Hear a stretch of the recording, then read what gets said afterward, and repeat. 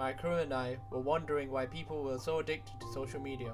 We decided to research and find out what is happening behind the screen.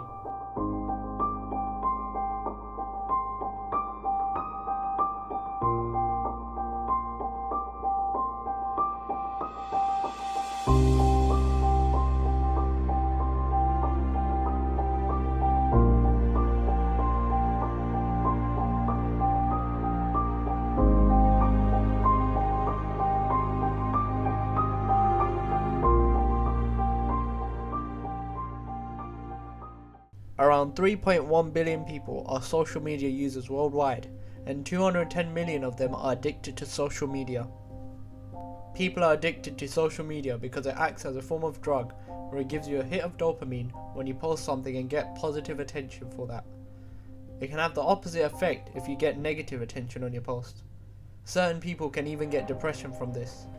In March of 2018, it was reported that more than a third of Generation Z from a survey of 1,000 individuals stated that they were quitting social media, as 41% stated that social media platforms make them feel anxious, sad or depressed.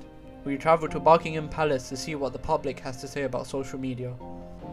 So how many social media platforms do you have? I'm only on Facebook. What about I think The same. Facebook, yeah. How long do you use Facebook for? I've been on Facebook since 2007. I probably go on there every day just to see what my friends are up to and everything. Hate the adverts on it though.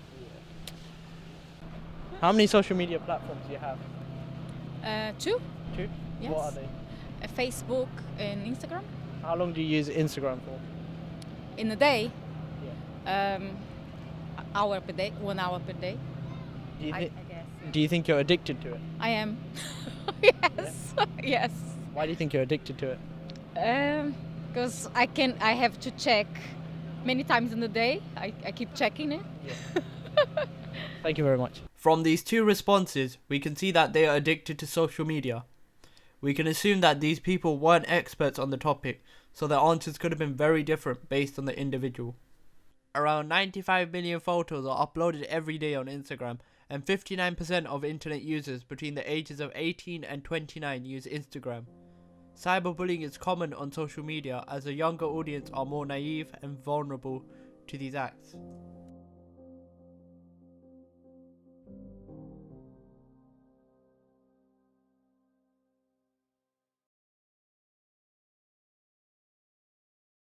We found two experts on the subject to discuss about the addiction that we all face. My name's Suzanne. I'm the student counsellor at Newvic, and I've been working here for about 18 years. Have you dealt with patients who have suffered from social media addiction? So in my work as a counsellor at college, not many people actually would describe themselves as addicted to social media. So it takes some time sometimes for them to realise that they are dependent on their social media.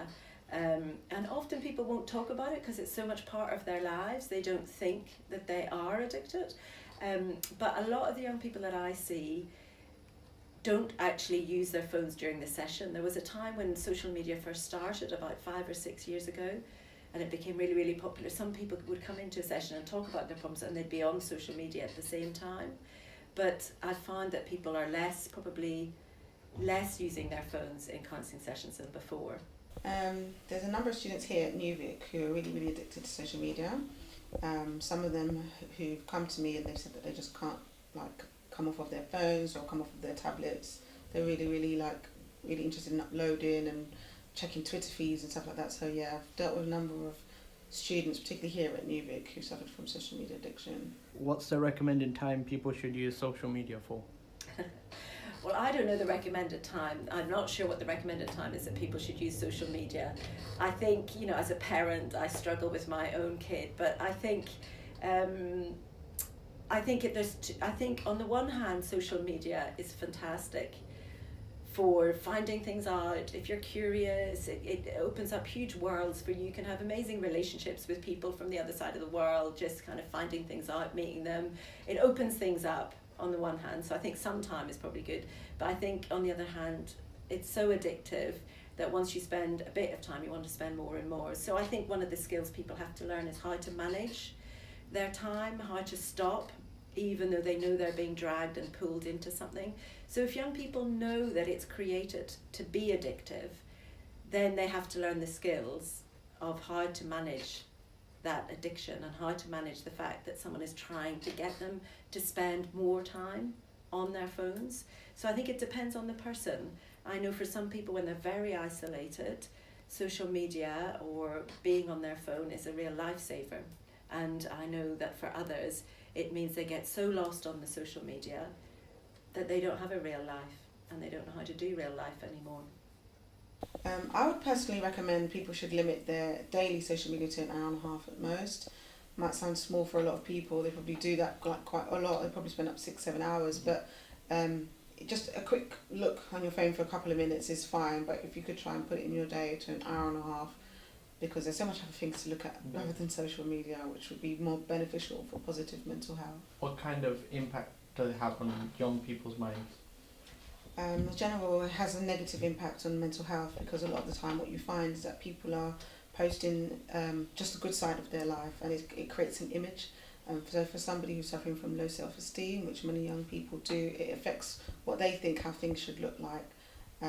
It lowers their self-esteem if they think that they haven't got the latest clothes or the latest trainers, or they haven't travelled or gone, like from what they've seen that people have posted. I think the impacts are really, really negative and can affect somebody's mental health. Why do you think people use social media? I think phones and everything on phones are designed to make you addicted to it. And it's been proven now that that's why they designed them in the first place. And some of the first designers have said they won't let their children use their phones. They won't let them go on social media because they know just how addictive it is. So I think people go on it to connect. People go on it for lots of, really good reasons. They want to find out things. They want to connect with other people. And in that way, it's fantastic. But on the other hand, once you're on it, it's really hard to get off it. And I think one of the major problems when you are addicted is that your real life loses a lot of the kind of qualities of what makes it interesting and exciting. If you take porn, for example, a lot of people get addicted to looking at porn on their phones or going on sites where they interact with people, but actually it means that in real life they get really disappointed because it's not how it seems. So the virtualness of what goes on social media means that young people can end up being very dissatisfied with who they actually are, what their relationships are actually like. And I've met a lot of young people who are very lost because they don't know who they are, because the image that they project through their social media is not them. So they end up thinking, but who am I? And the person that they project, they want to project someone perfect that gets lots of likes, and they feel very, very different on the inside. So what they present from the outside is very different from the inside. And there's only so long that you can live like that. To end this documentary off, we have an answer from a professional therapist, but she wanted to remain anonymous, so we had a voice actress to read it for us. I do believe there are positive aspects to social media. Just being online allows people to express themselves in different ways. Someone who is very shy can express themselves more easily through the written word and can even be anonymous in some forums. This might help with their self-esteem and view of themselves.